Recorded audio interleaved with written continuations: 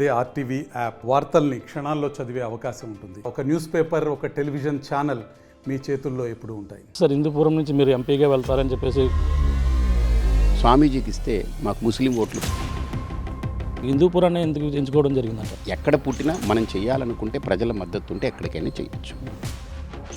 జగన్మోహన్ రెడ్డి ప్రభుత్వం గద్దె దించడం కోసం వీళ్ళు కుటుంబం ఫ్యామిలీ ప్యాకేజ్ మొత్తం.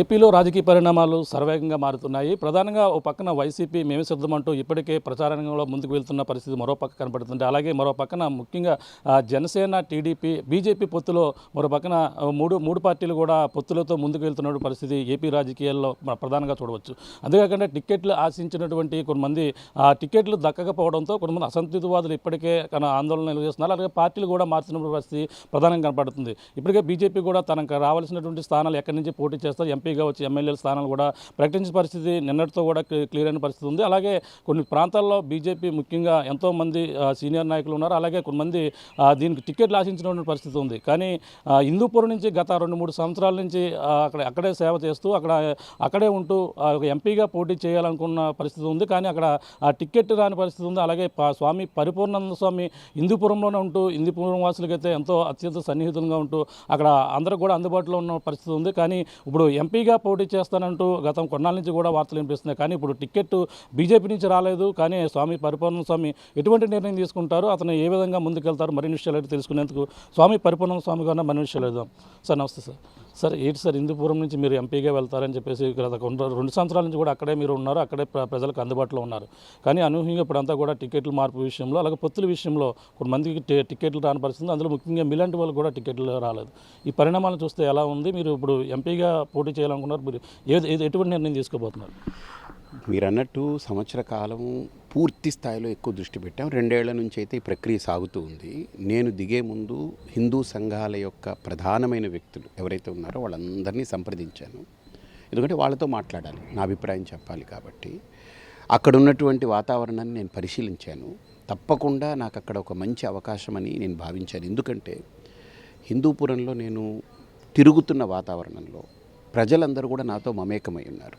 జస్ట్ స్వామీజీనే కాదు, మా ప్రాంతాన్ని అభివృద్ధి చేయాలంటే స్వామీజీ లాంటి ఒక నీతి నిజాయితీకి కట్టుబడ్డ ఒక వ్యక్తి, స్వార్థం లేని వ్యక్తి, దందాలు లేని వ్యక్తి, ఏ జంజాటాలు లేని వ్యక్తి ఇక్కడికి వస్తే మా ప్రాంతం అభివృద్ధి అవుతుంది అన్ని విధాలని ఆశించినటువంటి ప్రజలు లక్షలాది మంది ఈరోజు నా వెనుకున్నారు.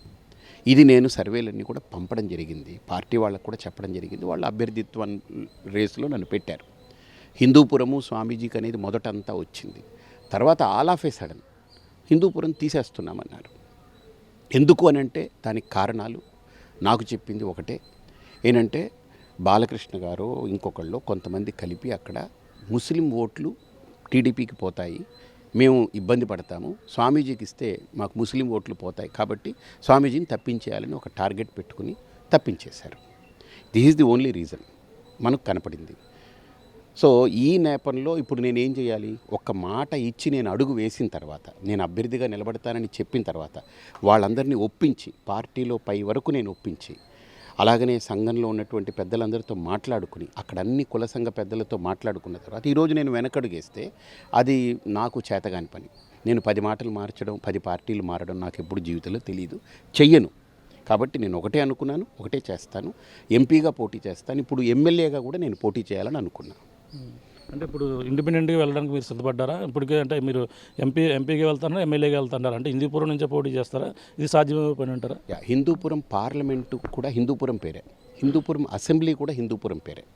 కాబట్టి ఇప్పుడు ఈ కన్ఫ్యూజన్ లేకుండా హిందూపురం అసెంబ్లీకి వేస్తున్నాను, హిందూపురం పార్లమెంటుకి వేస్తాను. ఖచ్చితంగా అసాధ్యం ఏదీ లేదు. కొద్దిగా దుస్సాధ్యం అవ్వచ్చు కానీ అసాధ్యం కాదు.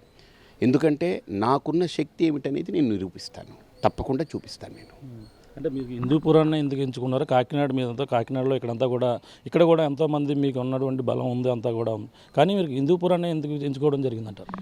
కాకినాడలో నా బలం ఉంది, కానీ నాకు బలం లేదని అనుకుంటున్నటువంటి భ్రమల్ని తొలగించాలి. నేను ఎక్కడికి వెళ్ళినా అక్కడ బలం ఉందనేటువంటిది నా నమ్మకం. ఒకటి, 2 ఏళ్లుగా నేను అక్కడ ప్రయత్నం చేశాను. నాకు చాలా మంచి ఫలితాలు కనిపించాయి. ప్రజలందరూ నాతో మమేకమై ఉన్నారు.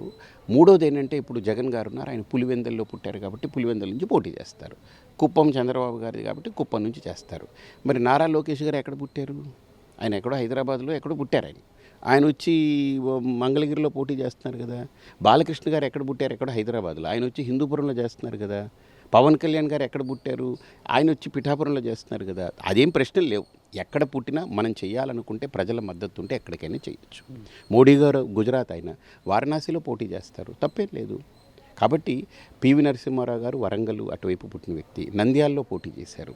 కాబట్టి ఇది ప్రాంతంతో పని లేదు. ఎక్కడైనా మనకు బలం ఉందని అనిపిస్తే మన బలాన్ని కాకినాడలో ఎలాగో నాకు బలం ఉంది. నాకు ఇక్కడ పూర్తిగా నాకు కొన్ని వేల మంది నాతో కనెక్ట్ అయి ఉన్నారు. కానీ అక్కడికి వెళ్ళి నేను చూపించగలిగితే ఉంటుంది ఒకటి. రెండోది, అది పూర్తిగా వెనకబడిన ప్రాంతం. మనం ఏదైనా నిలబడి నిస్వార్థంగా ఏదైనా చేయగలిగితే ఆ ప్రజలకి ఒక మంచి చేయొచ్చనే ఒక స్వార్థరహితమైన ఒక సంకల్పం, రాగద్వేషాలకు అతీతమైన ఒక సంకల్పం, దానికోసం అక్కడ ఎంచుకోవడం జరిగింది. అంటే ఇప్పుడు ఏం జరిగిందంటారు? మీరు మొదటి నుంచి 2 సంవత్సరాల నుంచి మీకు క్యాడర్ ఉందా? వాళ్ళకి ఎంతో మీ ఎంట నడిచారు వాళ్ళందరూ కూడా వాళ్ళ నిర్ణయం మేరకే మీరు ఈ నిర్ణయం తీసుకున్నారంటే అక్కడ ఎంతమంది క్యాడర్ ఇప్పుడు అంతా వాళ్ళు అటు వెళ్ళాలో ఇటు వెళ్ళాలో తెలియని పరిస్థితి. మీరు ఉన్నటువంటి 2 సంవత్సరాల నుంచి 3 సంవత్సరాల నుంచి పెంచిపోసిన క్యాడర్ని వాళ్ళ నిర్ణయం మేరకే మీకు ఇటువంటి నిర్ణయం తీసుకున్నారు మీరు? ఖచ్చితంగా ఈరోజు నేను ఎవరైతే నాకు అనుచర గణాన్ని నేను తయారు చేసుకున్నానో ఆ అనుచర గణం మొత్తం కూడా ఒకటే అంటున్నారు, సరే మీరు ఓడిపోతారనే కారణంతో మీకు సీట్ ఇవ్వకపోతే వేరే ఎవరు సర్వే చేశాడో బయట పెట్టమనండి. నెంబర్ 1. నెంబర్ 2, మీరు హిందూపురంలో నిలబడడం మాకు ఇష్టం లేదు అని వాళ్ళు చెప్పమనండి. దానికి మనం ఆలోచన చేస్తాం. అంతేగాని ముస్లిం ఓట్లు పోతాయి అని 85% ఉన్న హిందూ సమాజాన్ని అగౌరవపరచడం, గొర్రెల్లా చూడడం, వీళ్ళకి బుర్రా బుద్ధి లేదు, వీళ్ళు పనికిమాలినోళ్ళు, మనం ఏం చెబితే చేస్తారనుకునేటువంటి తేలికపాటితనం. అందులో మిమ్మల్ని ఎస్పెషల్లీ మీరు ఒక నిజాయితీగా ఒక నిబద్ధతతో కట్టుబడిన వ్యక్తిగా మిమ్మల్ని వాళ్ళు ఈ రకంగా తీసిపారేయడం అనేది మేమెవ్వడం ఒప్పుకోము. కాబట్టి పార్టీ అనేది కాసేపు మనం పక్కన పెడతాము. మనం పార్టీకి వ్యతిరేకం కాదు, బీజేపీకి మనం ఎప్పుడూ వ్యతిరేకం కాదు. కానీ పార్టీ మరి ఏ కారణాల చేత, ఏ ఒత్తిళ్ల చేత ఇలా తీసుకుందో నిర్ణయం మనకైతే తెలియట్లేదు. ఎందుకంటే మధ్యాహ్నం పార్టీలోకి వచ్చారు వైకాపా నుంచి, సాయంత్రం కండువా కప్పిచ్చేశారు. అసలు ఆయన గెలుస్తాడా తెలీదు, గెలవడా తెలీదు, ఆయన బ్యాక్గ్రౌండ్ చెక్ ఏమిటో తెలీదు, ఇచ్చేశారు. వైకాపాలో ఆయన గెలవడనేటువంటిది వాళ్ళు తేల్చి చెప్పి మీకు ఇవ్వమన్నారు సీటు. ఆయన తీసుకొచ్చి ఇక్కడ తిరుపతిలో ఎంపీగా పెట్టారు. తప్పు కాదు, అది పార్టీ నిర్ణయం, అది ఏదైనా కావచ్చు. ఇలాగా ఇప్పుడు ప్రతి చోట ఆలోచిస్తే ఇప్పుడు అనకాపల్లి ఉంది, ఆయన తీసుకొచ్చి తక్కువ దింపారు, ఆయన కడప ఆయన. సో ఏం గెలుస్తారా గెలవరా ఇవన్నీ అనవసరం వాళ్ళు. మరి ఏ ప్రాతిపదికన ఈ సీట్లు కేటాయించారనేటువంటిది నన్నైతే ఎప్పుడు పిలిచి మాట్లాడలేదు. నేను అక్కడ అభ్యర్థిగా నిలబడతాను, నేను పని చేసుకుంటానంటే వెళ్ళండి, మీరు ఆనందంగా వెళ్ళండి. ఏది పొత్తులు గిత్తులు మాట లేని రోజున నేను వెళతానంటే వెళ్ళండి అని చెప్పిన పార్టీ నాయకత్వం కానీ అధినాయకత్వం కానీ ఇంకోళ్ళు కానీ ఈరోజు అసలు ఇవ్వలేని సందర్భంలో నన్ను పిలిచి అడగాలి, ఎందుకు ఇవ్వలేకపోతున్నాం, ఇది కారణం అని చెప్పుంటే వేరేగా ఉండేది. అసలు అకారణంగా నిష్కారణంగా ఇలా గిల్లి పాడేసినట్టు పక్కన పెడితే నాకు మనస్సాక్షి ఒకటి ఉంటుంది, నాకు అన్నం తింటున్నాను, నాకు కొద్దిగా బాడీలో కొద్దిగా స్పర్శ ఉంటుంది కదా. సో డెఫినెట్లీ నన్ను అది ఇబ్బంది పెట్టిన అంశం. ఎందుకనంటే పిలిచి చెప్పుంటే నేను నా వాళ్ళకి అప్పచెప్పుండేవాడిని, నచ్చ చెప్పుకునేవాడిని. ఇది జరగకపోగా ముస్లిం ఓట్ల వల్ల పోతుందనేటువంటి వీళ్ళ వాదనని మేము ససేమిరా ఒప్పుకోము. 100% అక్కడ హిందూ సమాజం మేలుకుంది. హిందువుల యొక్క బలాన్ని, హిందువుల యొక్క శక్తిని మేము చూపిస్తాం. ఇప్పుడు అంటే ప్రధానంగా ఇప్పుడు స్వామి పరిపూర్ణానంద స్వామి ఈ విధంగా ఎంపీగా రాజకీయాల్లోకి రాకూడదని వెనకాల ఏమైనా జరిగి ఉండవచ్చు అంటారా? అంటే పార్టీలు ఏదన్నా ఉందంటారు వెనకాల? ఖచ్చితంగా నాకు తెలిసి ఈ పొత్తులో భాగం, అసలు ప్రధానంగా పొత్తు అనేటువంటిది, నేను స్వామీజీని కదా, మంచి చెడు కోసం అందరూ నా దగ్గరకు వస్తారు. వైకాపా వాళ్ళు వస్తారు, కాంగ్రెస్ వాళ్ళు వస్తారు, టీడీపీ వాళ్ళు వస్తారు. ఇంక పాపం ఎవరైనా రారంటే బీజేపీ వాళ్ళే రారు, కానీ నా దగ్గరికి మంచి చెడు అడగడానికి మిగతా అన్ని పార్టీలు వస్తారు. అన్ని పార్టీల వాళ్ళు వచ్చినప్పుడు నేను గతంలో ఒక మాట చెప్పాను 2 ఏళ్ల క్రితం. టీడీపీ 2016లో 17లో బీజేపీతో తెగదెంపులు చేసుకుని పొరపాటు చేశారు. ఇప్పుడు మళ్ళీ రెండో పొరపాటు చేస్తున్నారు. ఏంటంటే పొత్తులోకి వెళ్ళి రెండో పొరపాటు చేస్తున్నారు. అంటే ఏంటండి అని అడిగారు ఒక ఆయన, పెద్ద వ్యక్తి, దాని తరపున టీడీపీ తరపున వ్యక్తి. ఇప్పుడు పొత్తు పెట్టుకుంటే మునిగిపోతారు మీరు, పొత్తు పెట్టుకుంటే దెబ్బతింటారు మీరు అని చెప్పాను నేను. సో నేనంత స్పష్టంగా అంటే వాళ్ళ మంచి ఎవరికైనా మంచి కోరుతాను, కానీ నేను దిగినప్పుడు నా గేమ్ నేను ఆడాల్సిందే. సో ఇలాగా ఈ నేపథ్యంలో ఈరోజు పద్ధతి పరిస్థితి చూస్తుంటే ఖచ్చితంగా ఈ పొత్తు అనేది ఎక్కడ కూడా సఫలీకృతం కావట్లేదు. అర్థమైందా? అది పొత్తు అనేటువంటిది ఏంటి, ఒక భార్యాభర్త ఎంత పవిత్రంగా ఒకళ్ళ మీద ఒకళ్ళకి నమ్మకం ఉండి కదలాలో అంత నమ్మకం, అంత నిజాయితీ ఈ పొత్తులో ఎక్కడ నాకు కనపడట్లేదు. అర్థమైంది కదా? అలాంటి దీంట్లో ఈరోజు భారతీయ జనతా పార్టీయే కావచ్చు, టీడీపీ క్యాడరే కావచ్చు, జనసేన క్యాడరే కావచ్చు, అందరూ తల గోక్కుంటున్నారు, బద్దలు కొట్టుకుంటున్నారు.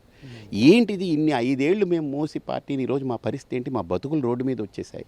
పోనీ బీజేపీని మేము అందరం గౌరవిస్తాం, కానీ ఈరోజు దానివల్ల మా సీట్లు పోయాయని అందరూ ఏడుస్తున్నారు. క్యాడర్ కూడా గందరగోళంలో ఉంది, జనసేన క్యాడర్ కూడా అలానే గందరగోళంలో ఉంది.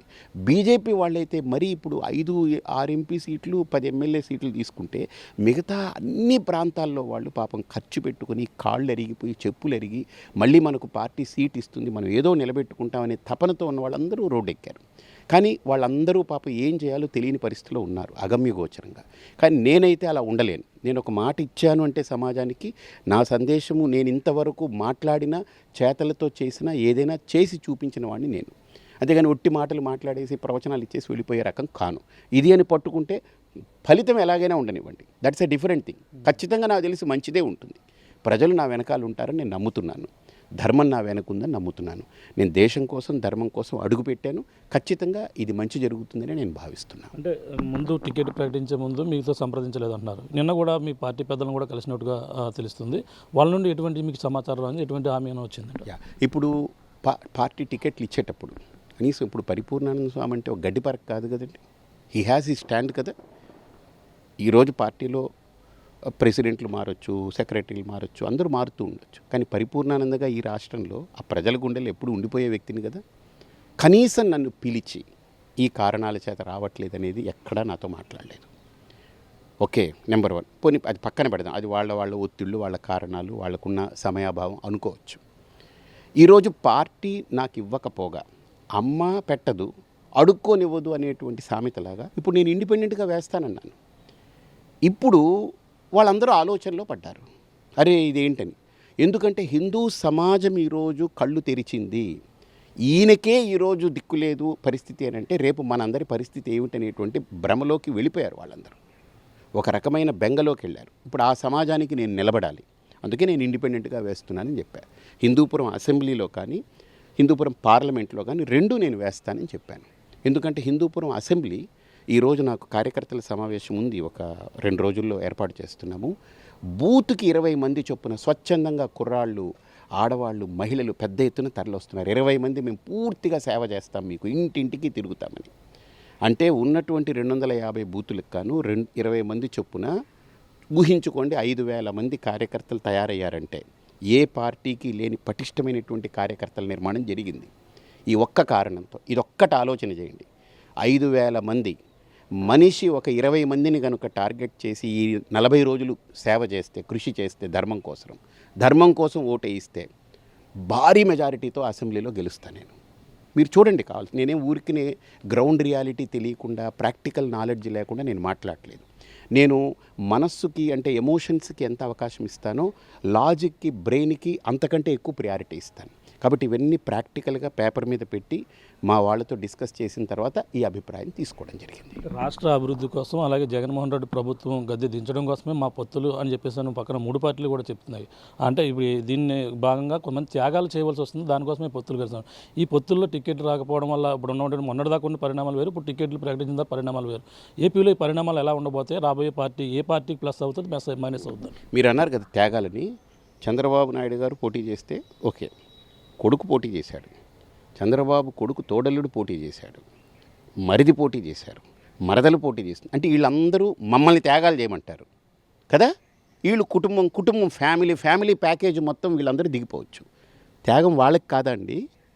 అంటే అన్నీ వదిలేసిన సన్యాసి నిస్వార్థంగా పనిచేస్తాడంటే ఇంకా నేనేం అన్నీ త్యాగం చేసిన వాడిని, ఇంకేముంది త్యాగం చేయడానికి? వాళ్ళు త్యాగం చేయాలి. ఇప్పుడు 6 పోటీ చేస్తున్నారండి ఆ కుటుంబం నుంచి.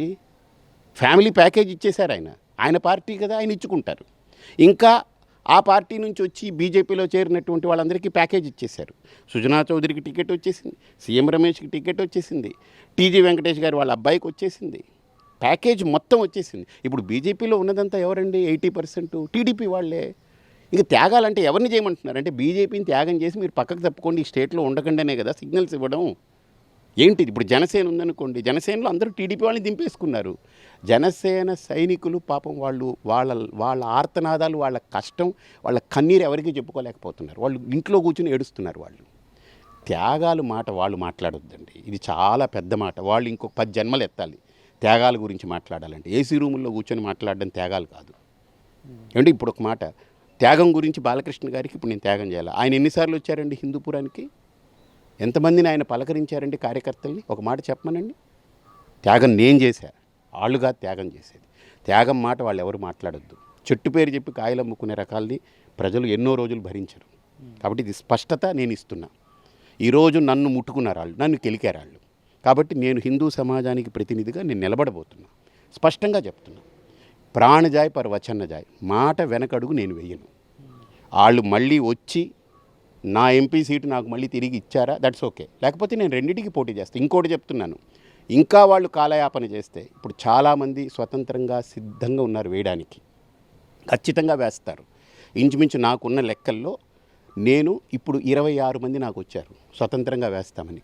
ప్రతి చోట ఓటు బ్యాంకులో ఈరోజు చాలా నేరోలో ఉంది పార్టీలు. ఒక 3,000 4,000 ఓట్లు చీలే అనుకోండి, ఎవడు పోతాడు, ఎవడు త్యాగాలు, ఎవడి భోగాలు, ఎవడికి రోగాలు, ఎవడికి జీతాలు అనేది అర్థమైపోతాయి. అంటే పొత్తులకి ప్రమాదం పొంచి ఉందంటారు. అసలు పొత్తే ప్రమాదం. పొత్తుల్లో ప్రమాదం కాదు, పొత్తే ప్రమాదం. పొత్తు ఒక ప్రమాదపు పుట్ట. దాంట్లో వాళ్ళు దూకారు.